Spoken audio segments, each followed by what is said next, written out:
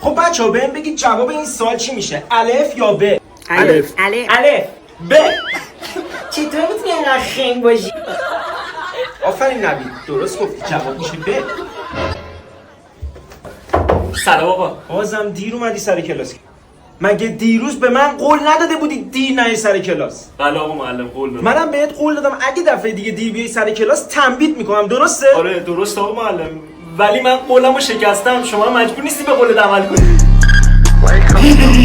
بیا پتابلو این سوال حل کن. اگه درست حل کردی میذارم بری سر کلاس، اگه غلط حل کردی میری دفتر. بیا بچه تکالیفتون رو بذارید جلوتون، بیام ببینم. تکلیف داشتیم؟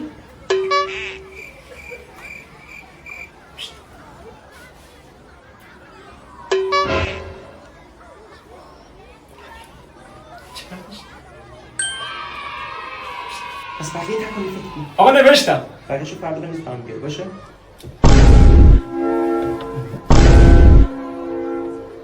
خاک تو سرت. 老天保佑，金山银山前路有。 آقا نوید از تو بعید بود آقا. مگه ما چیکار کردیم آقا؟ هم قیافه مامان من آره. درد خنگول. ببخشید آقا. این دفعه رو ازت میگذرم چون درست خوبم.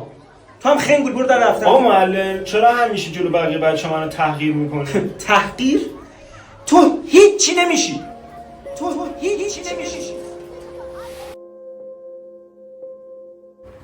بابا جان یادت بهت گفتم با یه پسری آشناشم قصدش جدیه؟ خب الان اینجاست، اومده با شما آشنا بشه، بگم بیاد تو؟ وضع مالی پسر چه؟ بابا برای من اصلا پول مهم نیست، چه سوالی، من دوستش دارم. بگو. باشه 3 تا ماشین داره، 5 تا خونه داره، 2 تا کارخونه داره. بهش بگو بیا تو پسرا. بیا تو.